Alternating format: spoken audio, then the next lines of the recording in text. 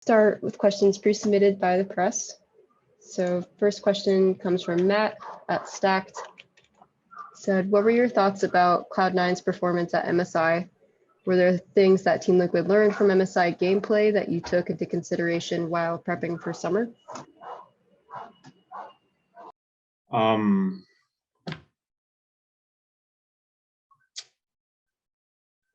mean, I'll be honest, I didn't watch too much of MSI, and especially not of C9. I prioritized watching RNG and Damwon and Mad Lions. C9 like the fourth team that I would try to watch.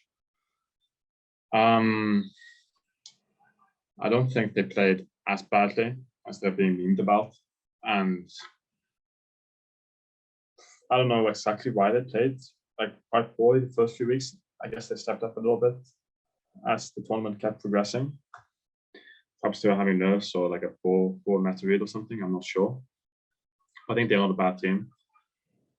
As a team, we didn't really try to learn from anything from MSI. We didn't have, I don't know,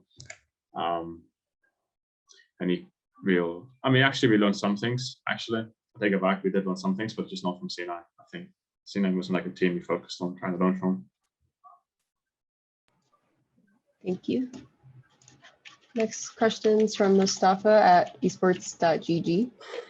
And he asked, in Spring Split, you had the highest KDA in all of LCS at 6.1. What's the mindset behind this aggressive play style in lane? Do you always seek to take your opponent out of game before team fights start? Not always, although that would be my preference, right? I have a lot of confidence in my individual ability to be able to punish enemies for mistakes they make. And I think it's an advantage that I have over the majority of top laners in the league. So it's something that I'm conscious about and I try to do, but matchups and the game's not always allowed this to happen. But yeah, I mean, I'm aware of it. I'm very confident in myself, so I try not to play with any fear. I'd rather die pushing my limits and then realize I need to like adjust my limits than just sit back and never know and then never be optimal. Because that's also really boring. It's really boring to just like sit AFK in lane. So yeah.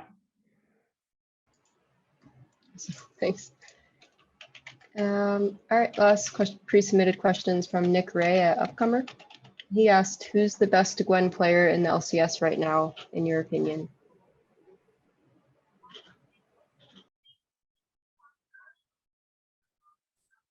I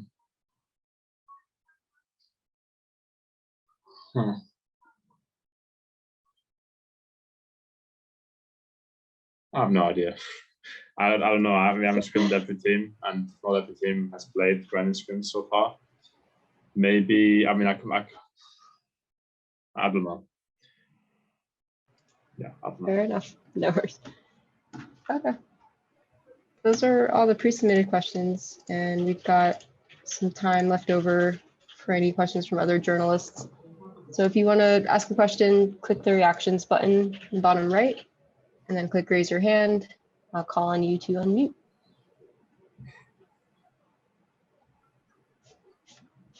I have a question from Shay at Gamezo. Must feel amazing to be back on LAN, on stage, of course. Did you feel any difference? Are you happy to be back on? And towards the end of that game right there, we saw a little bit of the comeback. Did you think you'll be able to close out, or do you think that the loss was inevitable towards the end? Yeah, I don't think the game is won or lost until it's actually won or lost. So I wasn't like, getting in my own head thinking that the game was lost or the game was won or anything like this. You just keep playing until one team wins. This is how I was approaching it. As far as being back on stage, yeah, it does feel better to play on stage, I would say. Although obviously there's no audience still. So that in itself is a little bit strange. But yeah, it's still nice, I suppose. It's still better than just playing from the office, the Liquid office, or playing from the apartment or wherever. At least now it feels more real, I suppose.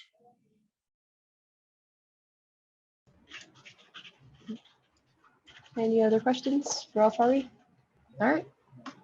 Thanks, Alphari. Thanks for your time. No problem. Thank you.